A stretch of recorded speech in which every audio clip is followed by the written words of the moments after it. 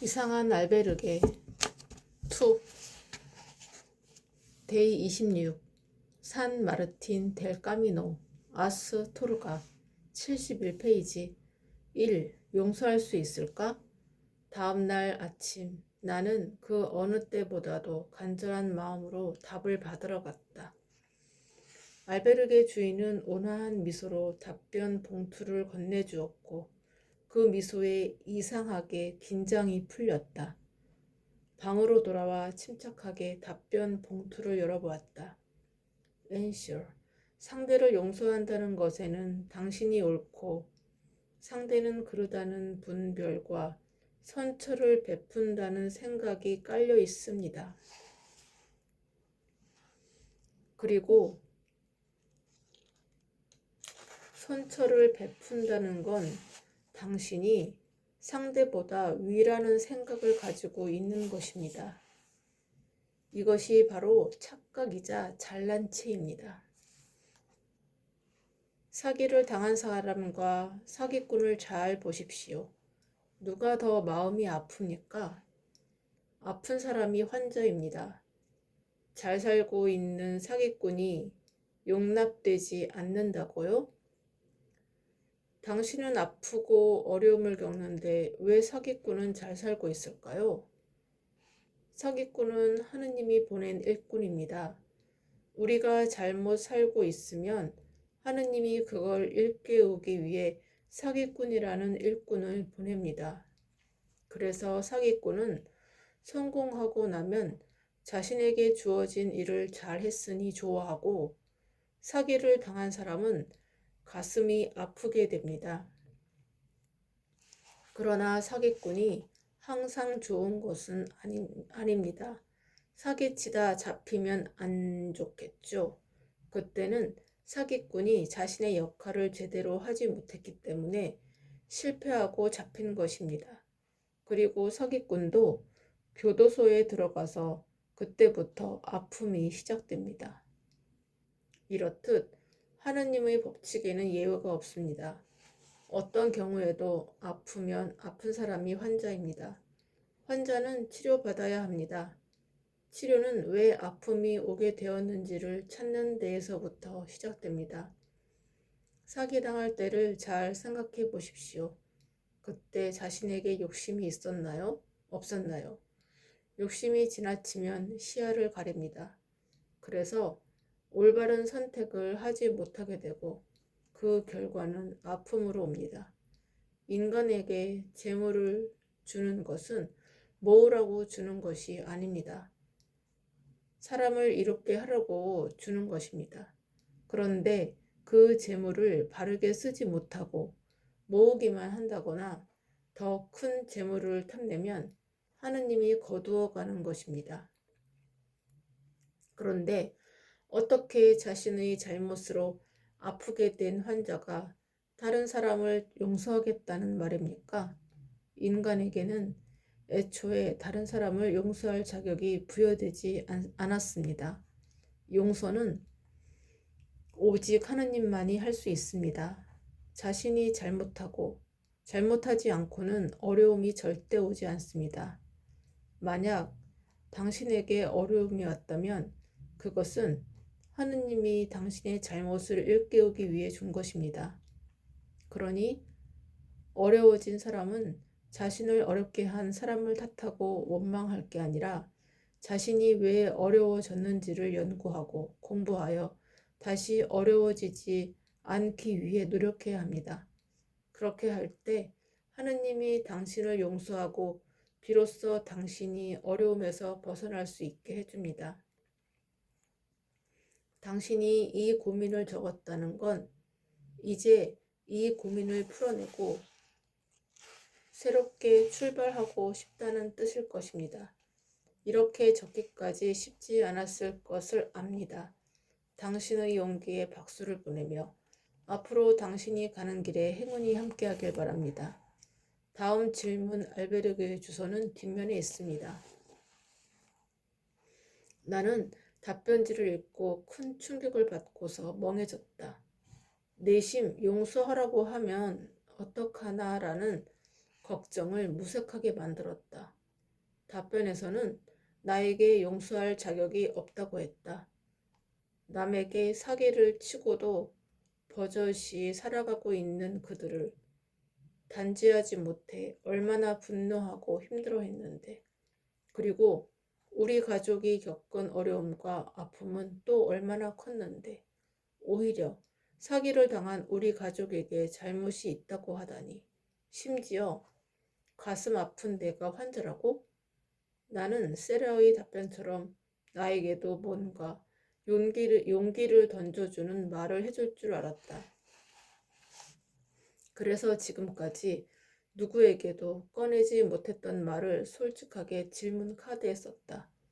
그런데 오히려 나에게 큰 잘못이 있다는 꾸지람만 돌아온 것이었다. 내 솔직함에 대한 대가가 이거라니. 어째서 세라가 받은 답변과 내가 받은 답변이 이토록 큰 차이가 있는 걸까?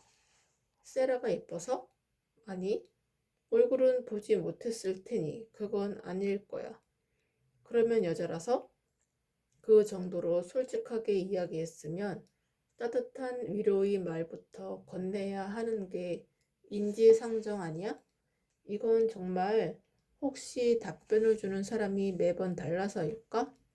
아무튼 어떻게 이런 답변을 줄 수 있을지 나는 도무지 이해할 수도 없고 인정할 수도 없는 답변을 받고 한동안 계속되는 분함을 떨칠 수가 없었다. 나는 답변지를 내려놓고 분함을 가라앉히기 위해 테이블의 생수를 벌컥벌컥 들이켰다. 그럴수록 속이 더 답답했다. 휴. 나는 잠시 떨리는 가슴을 진정시키고 그동안 질문 알베르게를 거치면서 받았던 답변지들을 모조리 가방 속에서 꺼냈다. 첫 번째 질문 알베르게에서 받았던 답변지부터 천천히 읽기 시작했다. 순례길에서 있었던 일들과 아버지와 우리 가족에 관한 일들, 그리고 영화에 대한 꿈을 키워나가던 고등학교 시절까지의 일들이 주마등처럼 스쳐 지나갔다. 좋았던 일, 나빴던 일 할 거 없이 나를 어지럽게 만들던 수많은 순간들이 답변과 함께 소용돌이쳤다. 답변의 첫 문장에서 말하듯 내가 옳고 그들이 잘못됐다고 생각한 것도 맞았다. 그리고 내가 그들에게 선처를 베풀어 주겠다고 생각한 것도 맞았고, 그 생각이 그들보다 위라는 오만함에서 귀한 것도 맞았다. 한번 인정하고 나니 다음부터는 답변지의 내용들이 완전히 새롭게 받아들여지기 시작했다. 사기꾼들의 장난으로 아버지의 사업이 실패해서 아프고 힘든 사람은 우리 가족과 나였다. 우리 가족과 내가 환자였던 것이다. 환자인 내가 도리어 그들을 용서해야 하는지 말아야 하는지를 고민했던 것이다. 나는 답변을 계속 읽어 내려갔다. 사기꾼이 하느님의 일꾼이라는 부분에서는 로스 아르코스에서 받았던 생각의 질에 대한 답변과 겹치면서 그 또한 인정할 수밖에 없었다. 아버지가 사장의 의무를 다하지 못했고 그에 맞는 생각의 질을 갖추지 못했기에 하느님의 회수가 시작되었다는 것이 이제는 수긍되었다. 사기꾼은 하느님의 회수를 실행하기 위해 온 하느님의 일꾼이었다. 내가 잘못하지 않고는 절대 나에게 어려움이 오지 않고 나에게 온 어려움은 하느님이 나를 일깨워주기 위해서 준 것이라니. 한 문장 한 문장이 모두 맞는 말이었다. 내가 반박할 수 있는 부분이 하나도 없었다. 여기까지 읽고 나니 더는 우리 가족을 어렵게 만들었던 그 사기꾼들을 미워할 수 없을 것 같았다. 마침내 수년 동안 쌓였던 미움과 원망의 고리가 스르르 풀리는 느낌이었다. 생각의 질에 이어 두 번째 큰 반전이었다. 너무나 충격적이었다. 그동안 나는 완전히 거꾸로 살고 있었구나. 이렇게 모든 내용을 인정하게 되자 마지막 문장이 새롭게 다가왔다. 결국 그 답은 나를 나무란 것이 결코 아니었다. 오히려 세상을 바로 보고 제대로 살라며 용기를 내게 준 것이었다. 지금까지 나는 위로의 말을 건네며 독려해 주는 것이 용기를 주는 일인 줄 알았는데, 이런 방법으로 내게 용기를 줄 것이라고는 전혀 생각하지 못했다. 이 또한 커다란 반전이었다. 당신의 용기에 박수를 보내며 앞으로 당신이 가는 길에 행운이 함께하길 바랍니다. 답변의 마지막 문구가 마음을 잔잔하게 울렸다. 진실함에 대해 정말 제대로 보답받은 것 같았다. 나는 정성스럽게 답변을 써주신 분께 감사함을 느꼈다. 그리고 이러한 답변을 받을 수 있도록 솔직함을 일깨워준 세라도 고마웠다. 언젠가 이 감사함을 전할 수 있었으면 앞으로 산티아고까지 나는 몇 개의 질문 알베르게를 더 만날 수 있을까? 뒤늦게 추가로 물어본 부분이 생각나 답변지를 다시 읽어보니 한 줄 추신이 있었다. PS. 산티아고까지 5개의 질문 알베르게가 더 있습니다. 아, 다행이야. 아직 5번이나 더 질문할 수 있다니. 나는 질문할 기회가 아직 5번이나 있다는 사실에 기분이 좋았다. 어깨가 가벼워지고 가슴이 후련했다. 나는 새로운 출발을 위해 길을 나섰다. 다음 질문 알베르게는 아스토르가에 있었다.